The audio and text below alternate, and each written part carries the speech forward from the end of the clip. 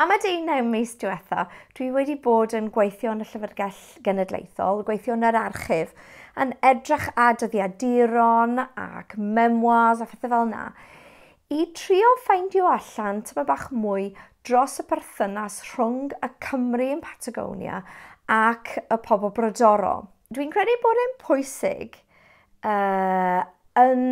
tra bod ni'n dathlu hanner can mlynedd o'r Cymru yn Patagonia, hefyd i ddechrau cwestiynu ac yn ailfeddwl am y storiau tyma bach yn ramantus dros y wladfa.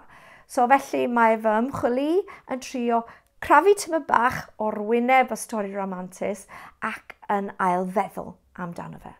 Cefais fy nghynu ar unwaith i'r darlun trawiadol hwn.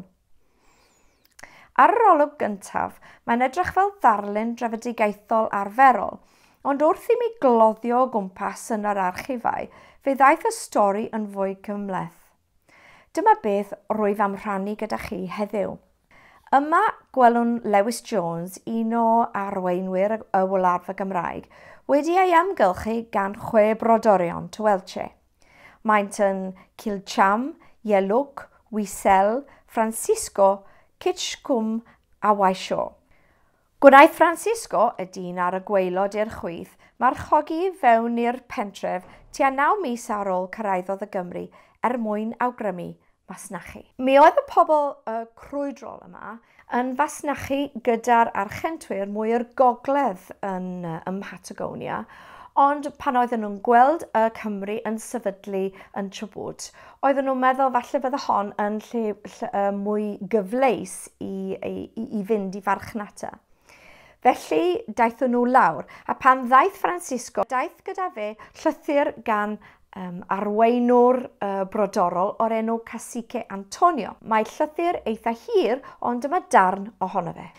Heb gael y bleser o eich wybod yn bersonol, roedd yn gwybod fel ffaith eich bod yn setlo y Chubut gyda phobl o ochr arall y môr. Fi yw Cacique o Lwyth Indiaid Pampa i bwy perthyn y paith Chubut. Dylech hefyd trafod gyda ni perchynogion tiroedd hyn. Peidiwch ein ofni fy ffrind.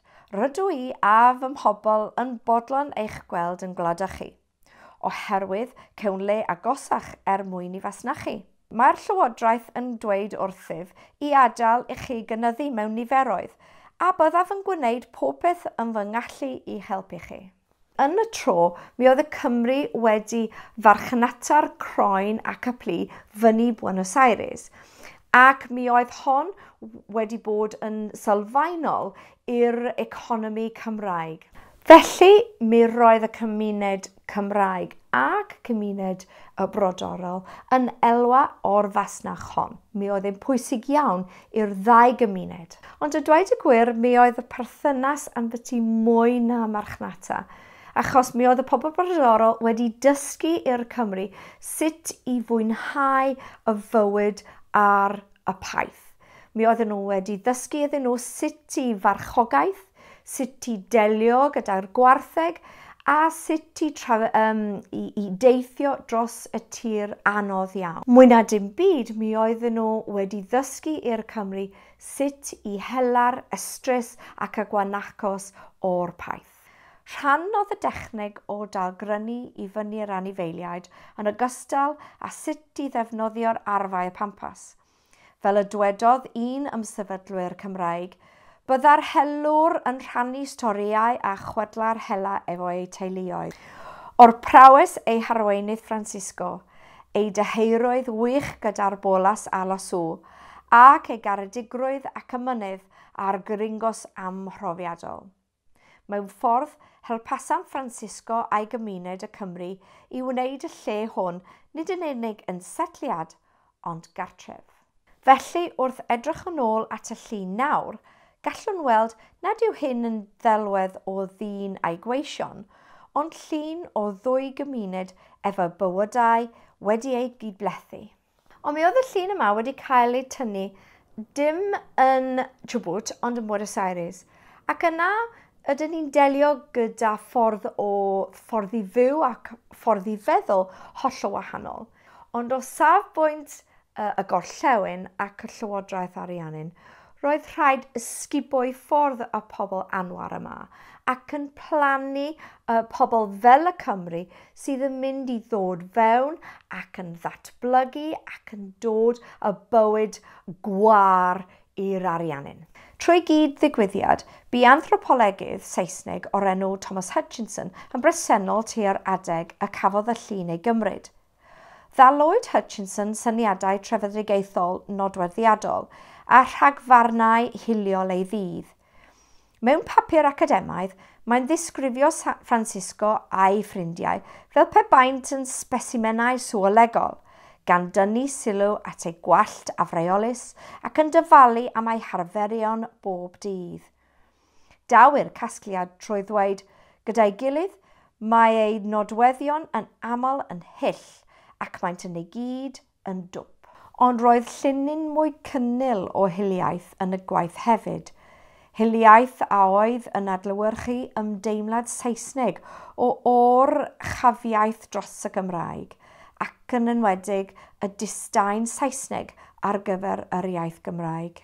Nododd bod yr Indiaid yng nghwmni Mr Louis Jones. Pam wnaeth ei gyfieithu'r enw Cymraeg, Lewis, i mewn i'r Ffrangeg Saesneg, Louis, a roedd mewn ystyr yn ceisio cywiro y sillafu, yr ynganiad, yr iaith. Ar strôc, dileodd Hutchinson yr iaith a'r diwylliant Cymreig, ac fel y cyfryw, mae'n gorfodi rhesymeg y Welsh Not a orfordir Saesneg fel iaith bywyd cyhoeddus yng Nghymru. Fel ydych chi'n gallu gweld, mi roedd y cymunedau Cymreig ac y cymunedau brodorol yn cael ei ddal fyny mewn yr cherarchau hiliol roedd yn mynd o amgylch y byd yn yr adeg hon. Ond, achos mi roedd y Cymru yn wlad ychwyr o Ewrop, mi oedden nhw mewn sefyllfa wahanol ac anarferol, achos yng Nghymru mi oedden nhw'n dioddef o drefedigaeth, ond ym Mhatagonia mi oedden nhw'n troseddu y drefedigaeth. Mae cymlethdodau o rym sy'n croesio'r ffotograff hon yn anweledig hyd nes y byddwch yn adnabod y pobl a'r stori. Y pŵer a roedd gan Francisco fel arweinydd, y masnachu a hela'n Chubut, y rhesymegau hiliol sy'n gorthymu y brodorion a treulio'r iaith Gymraeg. Ond erbyn hyn, gallwn ei gweld ei bod yn cyfoethogi ein ffordd o feddwl am y wladfa, achos ydyn ni'n cael gip olwg o'r cymlethdod y berthynas rhwng y pobl hyn. Ond, ochr yn ochr a moesedd yw'r ffaith dreisgar o wladau chi. Tra bydd y gymuned Cymraeg yn llwyddiannus, bydd bywydau cacique Francisco a'i bobl yn cael eu chwalu gan ddyfodiad y fyddin archentaidd a fydd yn ceisio sgubo ymaith i'w gymunedau, ieithoedd a ffordd o fyw. Trais yw realiti creulon y rhesymeg trefedigaethol.